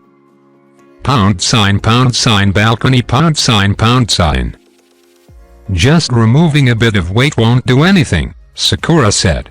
She watched Lee remove his weights and drop them in the ground and caused a crash that shook the entire arena. Sakura's eyes widened at the weight he had. Wasn't that a little bit too much, Guy? Kakashi asked, and Guy scoffed. How can he even stand with so much weight? Yujito yelled. What was with these leaf ninjas? Were they all crazy? Yosh, now I can move freely, Lee said, and Naruto lost track of Lee. Naruto didn't even manage to blink as Lee appeared right in front of him and delivered a powerful punch straight to his face that sent Naruto tumbling to the ground. Naruto slowly got up as Lee appeared next to him and kicked him in the stomach and sent him crashing to the wall. Naruto slowly got up as Lee appeared next to him. Lee crouched and kicked him into the air. Before Naruto could process the situation, he was already in the air. He blinked just in time to see Lee give a drop kick and sent him to the ground, crashing into the cement floor hard. The floor cracked from the pressure and released a cloud of dust. #, balcony, #. That is some speed, Kakashi said. Unbelievable, I didn't even see anything, Sakura said. Why can't my Sharingan track that speed? He's nothing more than a blur, Sasuke thought as he seethed his teeth. Looks like Naruto is done, Asuma said as he smoked his cigar. I wouldn't be so sure, Kurone replied with a knowing grin, and got confused faces from Kakashi and Asuma. Naruto slowly got up and removed a few rocks that were nearby from the crater he caused. He dusted himself off and saw his ruined jacket. You know I like this jacket, Naruto said, and everyone's sweat dropped as he remained so calm when he just got plummeted to the earth. Naruto raised his right hand and made a half-tiger seal and said Gravity Seals Kai. His whole body slowly glowed and dimmed down. You aren't the only one who trains with weights, Lee. Although I prefer resistance seals, Naruto said as he flexed his muscles to get used to his new speed. Naruto ran with blinding speeds towards Lee. Lee didn't have time to do anything as Naruto took a page from Lee's book, punched him straight in the face and sent him to the ground. Fast, Kakashi said. Looks like you were right, Korone. He also had weights on, Kakashi said, and Korone nodded. But I didn't see him removing weights, Kakashi-sensei, Ino asked. Naruto wasn't physical weights. He was using what it's called gravity seals. These seals were invented by the Yondaime Hokage, and basically they restrain the body's movement, making you put more strength to move, Kakashi explained, and Ino nodded. I want those seals, Sasuke demanded. Sorry, but I can't give you. They can only be applied by someone very well versed in seals, and they are very dangerous to anyone who doesn't know seals. If you don't know how to properly use them, you may not be able to deactivate them during a battle, giving the opponent a big advantage, Kakashi explained with a serious tone. Then how can that Dabi use them? Sasuke asked as he saw Naruto get leaps ahead of him. That power should be his.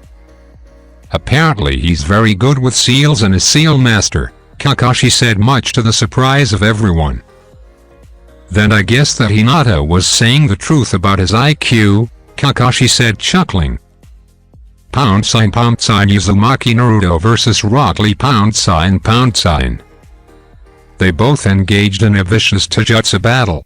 To anyone below Jonin they were nothing but blurs at such speeds. The power and speed that was behind those attacks was enough to completely shatter anyone bone that hit the opponent.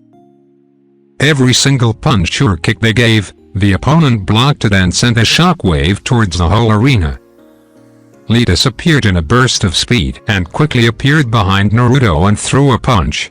Naruto caught the punch with both hands and brought Lee in front of him and placed a kick in his stomach. Lee simply shrugged it off. As I expected. I'm faster but you have more strength, Naruto said. So it is, Lee said as he regained his balance and untangled his ligatures in both arms. Lee disappeared and quickly appeared next to Naruto and kneed him in the stomach. Naruto doubled over and Lee kicked him into the air. Naruto was in mid-air when Lee appeared next to him and tapped his back. Lee's ligatures quickly left his arms and wrapped around Naruto. Lee picked Naruto and both started spinning very fast and going in fast to the ground to Motrange. This is going to hurt, Naruto thought as he was spinning and heading head first to ground with high speeds. Boom. A massive shockwave was heard through the whole room as Lee sent Naruto to the ground, making a big crater. Much bigger than the one that was previously there. Lee was on the site as he watched the dust cloud settle and saw Naruto lying on the ground. Oh, Naruto barely said as he got up from the crater and got shocked faces from everyone. That hurt like hell. I'm already regretting not using my bloodline, he said as he got up and flexed his neck and dusted off his clothes. How can you stand up after that? Lee asked as he was starting to get tired. That move was forbidden by his sensei due to toll it takes on his muscles. I channeled chakra to my body to strengthen and lessen the impact, but even so it hurt like hell, Naruto said as he got ready to continue the onslaught. It's about time to show you the true power of my taijutsu style, Naruto said. Lee didn't want to give him time to recover and quickly ran towards him and said, Konoha Senpyu? Naruto already knew this move and took the opportunity. He saw the kick approaching and elbowed Lee's leg. Lee toppled over in pain and nursed his leg. I'm sorry Lee, but my true taijutsu style is meant to target weak and pressure points along the human body. I didn't put enough pressure to break the bones. Please surrender, I do not want to hurt you, Naruto said. I cannot give up. Gai-sensei, forgive me, but I must do this, Lee said and rose up. He brought his arms in front of his chest in an X form. Naruto watched as his veins started to show beneath his skins and his skin started to become redder. Naruto's eyes widened when he realized what Lee was about to do.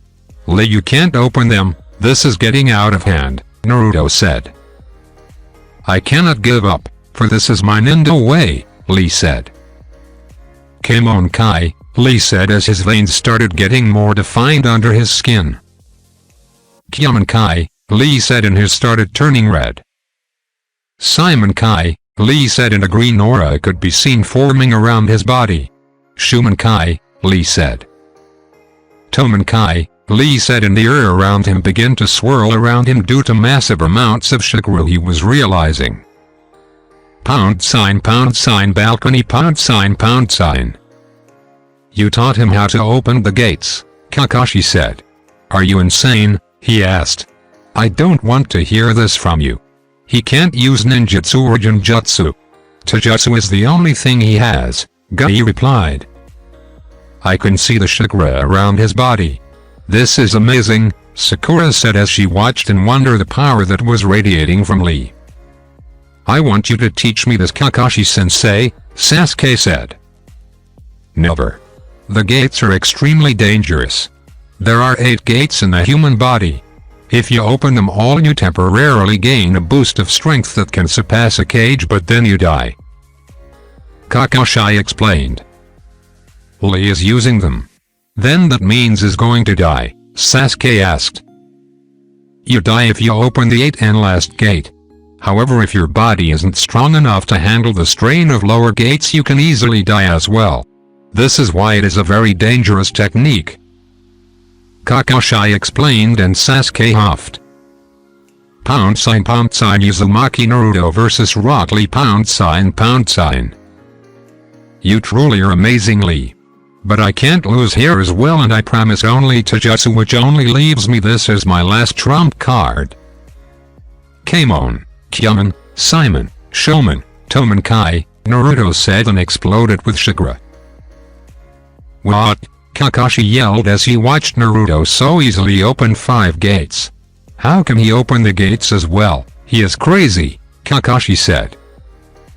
"Kurane," Kakashi started. "Did you teach him this?" Kakashi asked in a dangerous voice. "No, I didn't even know he could do this," Kurane said just as surprised. "Relax," Hinata started and got the attention of everyone.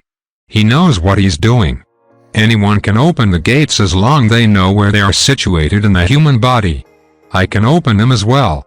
I can go up to 4, Hinata said, and everyone stared at her in shock. Kakashi gulped and revealed his Sharingan to see the battle that was about to ensue. "How many gates can he open?" Kakashi asked. Hinata smirked and shouted, "Naruto, go full power."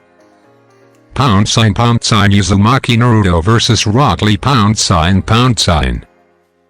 Naruto laughed at the enthusiasm Hinata was showing and decided to show them. "Kurama, get ready. I'm going full strength," Naruto said, smirking. "Honestly, you have no restraint," Kurama replied. "Kuman Kai," Naruto said, and he was surrounded by a blue aura. Pound sign balcony pound sign. 7 gates, Kakashi said, barely standing. Sakura, Ino and most of the weaker Genins were on the ground. The amount of power Naruto was unleashing was pushing the air from everyone. "Shimon Kai," Naruto said, and everyone's eyes widened. Naruto's muscles bulged out completely, ripping off his mesh armor and shirt he had, leaving his torso naked. Naruto started walking towards Lee. Every step he took, the ground beneath him cracked.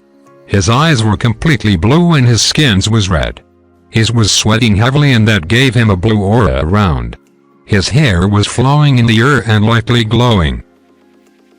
He opened the last gate, Kakashi said as he fell to his knees. "Don't worry," Hinata said calmly, and everyone stared at her. "There are 5 people in the whole world who can open all gates in life, and Naruto is one of them," Hinata concluded. "Why, you mean he can open the last gate and I'll live?" Gai asked, and she nodded. Gai gulped and turned his attention to the arena. This was a moment of a lifetime. To be able to witness all 8 gates opened. "Ready, Lee?" Naruto asked. His voice took a deeper tone due to all the open gates. Lee gulped and slowly nodded, not really wanting to see just what was going to happen to him. Naruto disappeared in a burst of speed that not even the Hokage could follow. Not even Kakashi's Sharingan managed to follow him. Lee looked around when suddenly felt crippling pain in his stomach. He looked down and saw Naruto with his fist embedded in his chest. Lee was sent flying. Before he could hit anything, Naruto appeared beneath him and kneed him in the back and sent him into the air. Naruto disappeared once again and appeared above Lee in the air. Naruto punched Lee with such strength that sent a shockwave throughout the whole arena. Anyone watching had to secure themselves with chakra to stand. Lee was about to go crashing into the ground when Naruto pulled him back by his arm's ligatures and gave him a drop kick to the chest and sent crashing into the ground. When Lee smashed, the whole building shook and the arena was blown to bits. The Hokage and Jonins that were watching had to leave, otherwise they would receive the full power of the blast wave. Naruto dropped to the ground and kneeled. Even thought he could survive opening all the gates. It took a very large toll in his body. Hayate approached Lee to see if he was even in one piece. He approached him and touched his neck and felt a weak pulse from him. "Aha! Winner by knockout, Uzumaki Naruto," Hayate said, stuttering. He snapped from his shocks and yelled medics. No one said anything to the amount of power they just displayed. They wondered how even Lee managed to survive such brutal strikes. They saw Naruto slowly working up to them. They noticed he was breathing heavily. "So that's the power of the 8 gate, he said as he ran towards his fallen student. "Are you okay, Naruto?" Kakashi asked. Naruto sunk to the ground and leaned against the wall. "Yeah, I just need a little bit of sleep and I'll be back up in no time," he replied. "You aren't human," Yujito said as she approached Naruto. "Funny, because if it weren't for the furball I would have died," Naruto said, chuckling to the shock of many and confusion of the others. "You probably wouldn't survive. Anyone below the 5th wouldn't survive opening the last gate. I don't like opening's gate because I have better options, but I promise Lee a Taijutsu only battle. I won't be able to move properly today," Naruto said. "Do you know any of them?" Sasuke smugly asked, trying to get as much information as he could. "Well, of the 5 people that can survive, there are 3 in here. There's me, Killer Bee," Naruto said, pointing towards the Kumo's team Jonin, "and there is Fu," Naruto concluded, pointing to Fu, the member of the Taki team. "Why are they so special?" Sasuke asked, and everyone tensed. "Not my place to tell, Sasuke," Naruto replied and got to his feet. Sasuke scowled. "The blonde contestants gather up," Hayate said, and everyone who passed was now standing in front of Hayate. "Is Lee alright?" Naruto asked. "Well, according to the medics, his muscles are shredded. He has a few broken bones, a dislocated shoulder and a concussion," Hayate replied, and everyone stared at Naruto, who was starting to feel bad for what he did. "Don't worry. He will need to be in bed for 3 weeks before he can walk again, but he will be just fine," Hayate said, and Naruto sighed in relief. The finals for this year's Chunin's exam will be held in main arena in 1 month time. Here it is, the tournament grid. Take a good look, Hayate said, and showed them the paper. Hyuga Hinata vs Hyuga Neji, vs Niyujito. Sabaku no Temari vs Narashikamaru, Uzumaki Naruto vs Uchiha Sasuke, Sabaku no Gaara vs Sabaku no Kankuro. "Looks like I will be able to show you the true power of the Sharingan," Sasuke smirked towards Naruto. Naruto laughed and Sasuke got pissed. "What's so funny?" Sasuke asked. "I'll give it to you. The Sharingan is an amazing tool, but that alone isn't enough," Naruto explained. "You will never know the true power of the Sharingan, and I will show it to you in the finals," Sasuke said, smirking. "I guess we will test whose bloodline is more developed," Naruto said, smirking. Everyone who was in the room just watched and began considering that Sasuke had a death wish. Bloodline or not, the amount of power Naruto unleashed here was enough to even give Kakashi or Guy a run for their money. "I guess we also face each other, cousin. I will show you what a failure you are," Neji said to Hinata with his traditional arrogant grin. Maybe, but I will not give up, Hinata said smiling. Okay contestants, you may leave the room. See you all in 1 month. Naruto, stay behind, I want to talk to you, the Hokage said, and he nodded. Pound sign with the Hokage, pound sign. Congratulations Naruto-kun, although you pulled a dangerous move, the Hokage said in a serious tone. I know. I would never use the gates since I have better options, but I wanted to give Talia Taijutsu battle, Naruto explained, and the Hokage nodded. What do you plan to do during this free month? The Hokage asked. Train, of course. Why do you ask? Naruto asked. Well, since both you and Hinata passed and Kurone can only train one person effectively, I thought I would mention that your godfather arrived yesterday to the village, the Hokage said, and watched Naruto's reaction. My godfather? Who is he? Naruto asked, wondering who did his father choose. My student Jiraiya and one of teammates of your grandmother, the Hokage replied, and watched Naruto's jaw hit the floor. You mean the Jiraiya of the Sannin? Naruto asked, getting ready to chase two men for training. The one and only, the Hokage replied, laughing. He should be in the hot springs. Naruto didn't think much of it and quickly left to the hot springs to meet his godfather. His godfather was the Jiraiya of Legendary 3. He should really be able to teach him all sort of powerful techniques and be very strong and serious person. Right? Naruto left the main arena and found his team waiting for him. Everything alright? Hinata asked.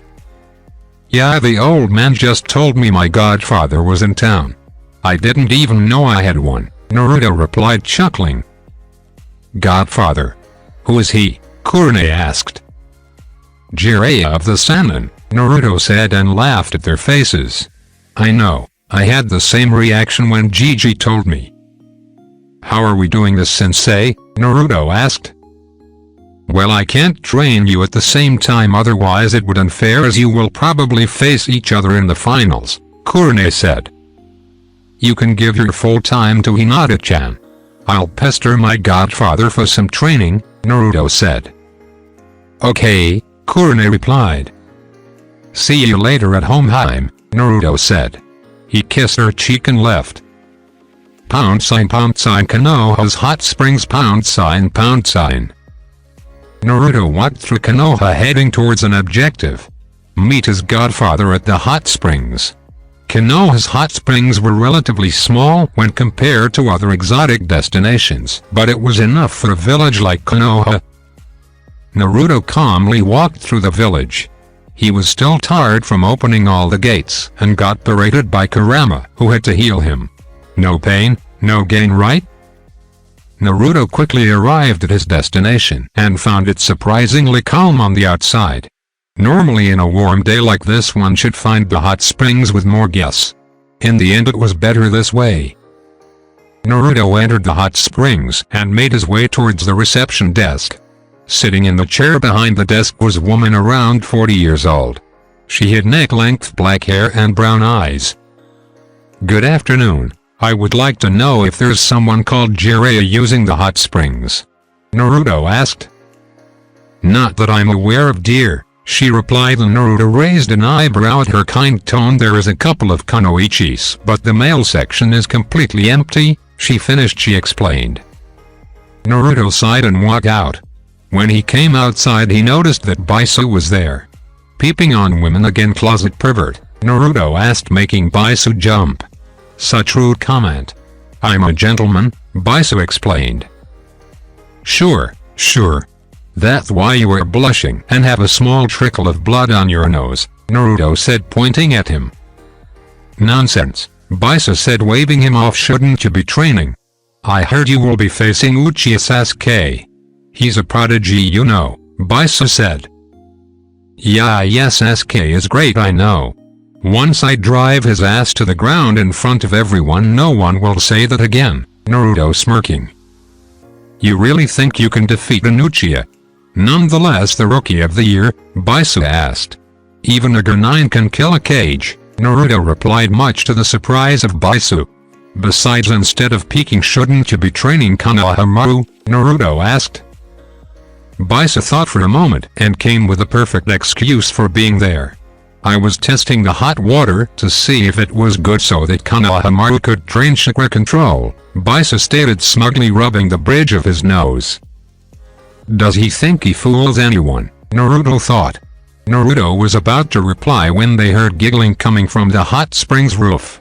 Both scanned the area and found a man with a small telescope peeping on the women that were taking a bath. I will not tolerate such behavior in my presence, Bisa yelled and dashed to the man. Tisk. Ruining my research, the man thought as he erupted into poof of smoke and revealed a toad. The toad quickly sent his tongue and wrapped it around Bisa, slamming him in the ground and knocking him out cold. Toads, Naruto thought as he watched the man. He was a tall man with waist-length, spiky white hair tied back into a ponytail, with two shoulder-length bangs that framed both sides of his face. He also had red lines that ran down from his eyes and wore a horned forehead protector with the kanji for oil. He also had a noticeable wart on the left side of his nose. He wore a green short shirt kimono and matching pants, under which he wore mesh armor that showed out of the sleeves and legs of his outfit. His outfit was completed with handguards, a simple black belt, traditional Japanese wooden sandals, a red haori with two simple yellow circles on each side, and a scroll on his back. He also had a tattoo in his left palm which resembles one that Gama has in his as well. Are you Jiraiya? Naruto asked as he faced the man. Jiraiya looked at the young blonde asking who he was. He suddenly started dancing and saying, I may look like another Sannin, but there is no place you can hide from me. From the north, east, west and south, the women kneel before me. I'm the gallant Jiraiya, Jiraiya said as he stopped dancing to see Naruto staring at him. Why is everyone in the village an idiot? The old man is a pervert, Kakashi is always late, my grandmother is a gambler, and now my godfather is an idiot and a pervert. Naruto thought inside and wondered why his father picked him of all people. Now that I think about it, I wonder who my godmother is, Naruto mused in thought. Are you really my godfather? Naruto asked, not really wanting to know the truth. Godfather. And no Naruto, Jiraiya asked the blonde kid. Now that he looked at him, he really looked like Minato. He had grown well since the last time he saw him, which was around 4 years old. Hey, Naruto replied. You've grown, Jiraiya said as he approached him and kneeled to his level. Man, you must be a lady killer. I think I just found my next source of inspiration, Jiraiya stated, laughing and patting his back. I wonder why my father chose you, Naruto replied as his eye twitched. Why, you know who your father is? Jiraiya asked with his eyes widened.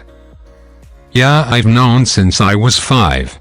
Since you don't know, I guess you haven't been in the village since then, Naruto said, and the Toad Sage nodded. If you are here now, how about you help me train for the Chunin exams? Naruto asked, and Jiraiya thought for a moment before he started to giggle. I will train you under one condition, Jiraiya said. Naruto knew he would most likely regret this but asked what condition? I want you to get me some mature fruit, Jiraiya said, giggling perversely while making gestures with his arms to form the figure of an elegant woman.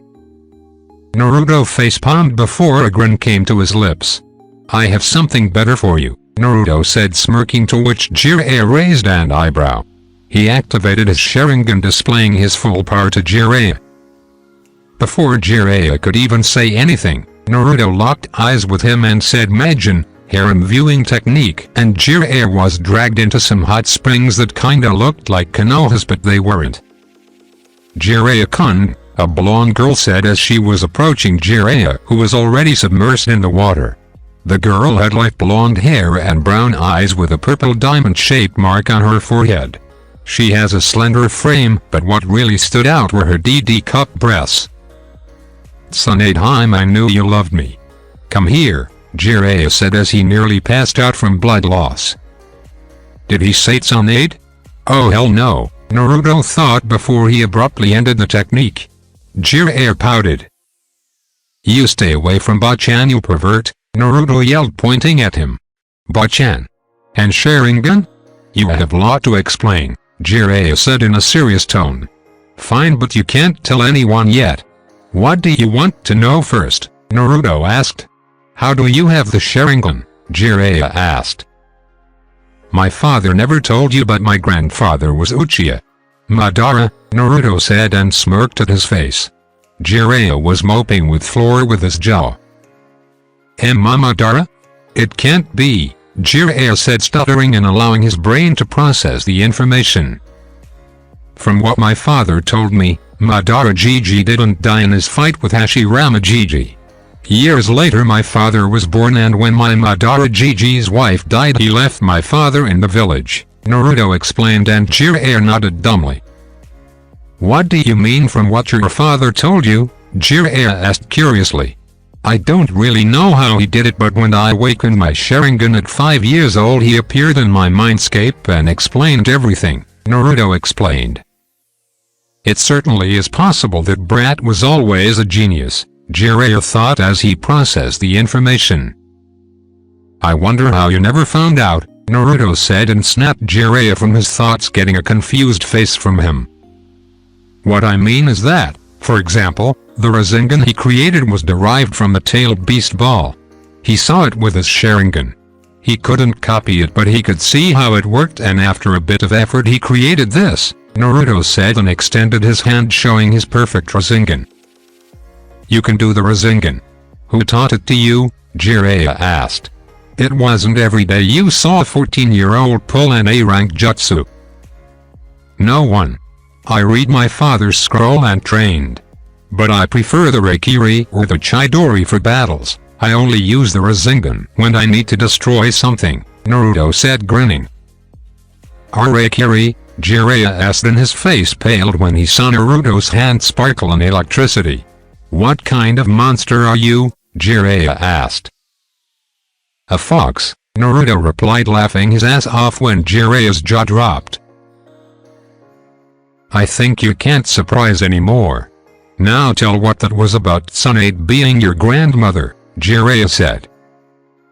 Exactly that, she was my mother's mother. My mother was Uzumaki Kushina, right? Naruto asked, and Jiraiya nodded. My mother's real name was Senju Kushina, and she was the daughter of Senju Tsunade, Naruto explained. I knew Tsunade had a daughter, but I heard she died. I never realized she was Kushina, Jiraiya thought out loud. That makes you member of Senju clan and also the Uchiha clan, Jiraiya said. Pretty much, Naruto said. Do you know where Tsunade is? I promised the old man that I would bring her back. After all, she still has me for family, Naruto concluded. Good luck with that. She lost everything and left the village for good. I've tried to talk to her, but it's no good. I guess maybe you can. After the Chunin exams we'll go look for her, Jiraiya said. Any more surprises you have? He asked. Nope, I don't think I have anything more, Naruto replied. So will you train me Baka Arrow C9? Narutosk. Jiraiya twitched at his nickname. Don't call me that, Baka. Fine, I'll teach you a couple of things. Let's go to another spot, he replied. # with Naruto and Jiraiya #. Okay, I'll teach this killer technique, Jiraiya said and slammed his palm on the ground and erupted in smoke, revealing a toad with large scroll in his tongue. Summoning contract. I already have one, Naruto said, and Jiraiya's eye twitched. Which one do you have? Jiraiya asked. Foxes, Naruto replied and got a confused face from Jiraiya. There is no fox contract, Jiraiya stated with his arms crossed. Naruto bit his thumb and flashed through hand seals and slammed his hand on the ground. When the smoke cleared, Kinto appeared. This is Kinto, a tracking fox, Naruto fox, and Kinto gave Jiraiya his fox grin. Where did you get it? Jiraiya asked. Kyuubi gave it to me, Naruto said, and Jiraiya was godsmacked. You already talked to him? Jiraiya asked, and Naruto nodded. Just be careful. Foxes are known to be cunning, Jiraiya said. Naruto nodded. If he knew Kurama's cage was open he would freak, Naruto thought, chuckling. So anything else you can teach me? Naruto asked. Fine, let's start with this, Jiraiya said. The next couples of jutsus are of my own creation. Use your Sharingan, it's easier for to memorize the seals, Jiraiya said, and Naruto activated his eyes. Ninpu, Harijizu, Jiraiya said, and immediately his hair grew out and formed a shell around his body protecting him. Your turn, he said. That's cool. I wonder what mine will look like since I'm blonde, Naruto said, and performed the same as Jiraiya. After the third try, Naruto could perform this jutsu effortlessly and could rely on it for combat. Good. Remember, this jutsu only protects from B ranks and below, Jiraiya explained, and Naruto nodded. Also, if you intend to rely on this jutsu for defense, you should let your hair grow a bit like mine, so it would be quicker to use, Jiraiya explained.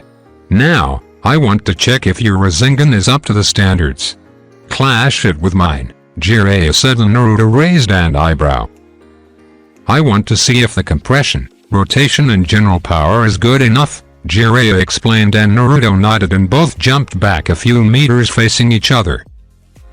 Both dashed forward with their palms facing one another and yelled Rasengan at the same time. Both spheres clashed against one another, both fighting for supremacy. The confrontation continued for a few seconds until both spheres exploded and sent both Jiraiya and Naruto flying on opposite directions.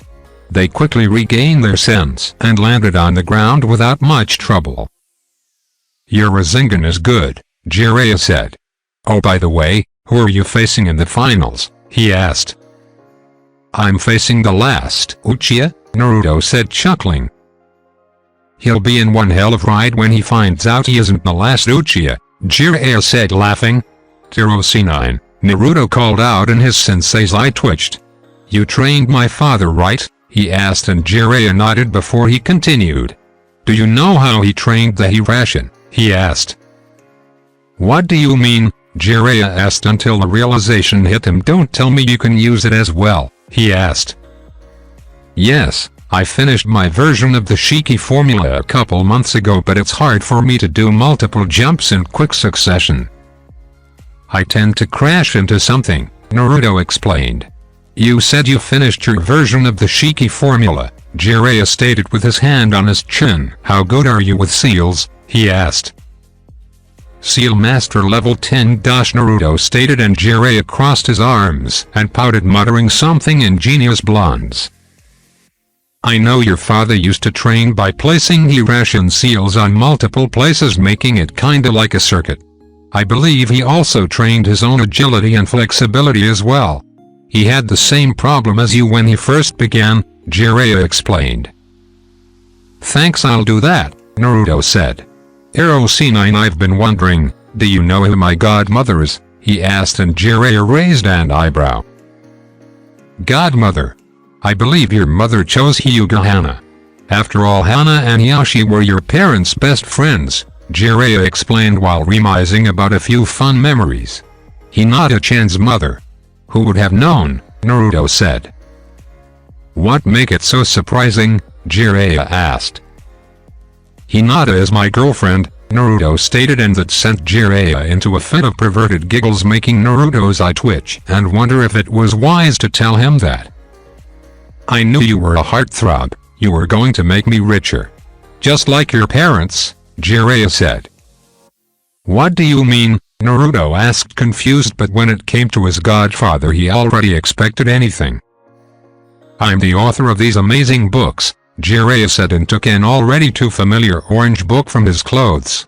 One of these books is based on your parents, Jiraiya said, giggling like a fangirl with a trickle of blood on his nose. You spied on my parents? Naruto asked, but it was more a statement. Jiraiya nodded, quite proud of his accomplishments. If you do that to me and Hinata, I'll shove a rakieri up your ass, Naruto said, and Jiraiya shivered at the thought. Calm down, it was only a joke. Or not, Jiraiya said, laughing his ass off at his expression. Are you really a Sannin? Naruto asked, getting more and more dubious of his supposed toad sage of a godfather. Just forget it.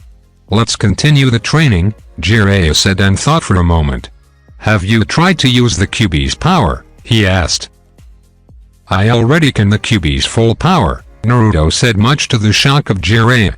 What do you mean full power? Jiraiya asked. When I met my father at 5 years old, he opened the Kyuubi's cage so I can access all of his chakra, Naruto explained. You can control him, Jiraiya said, astonished. There were only a few people in history that could control the power of a Biju.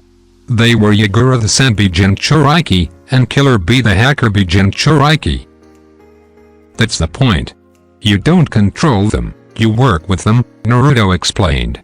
Are you telling me that you are friends? He asked. Pretty much, and I'm looking for a way to set him free. He doesn't deserve to be locked up and used as a weapon, Naruto said.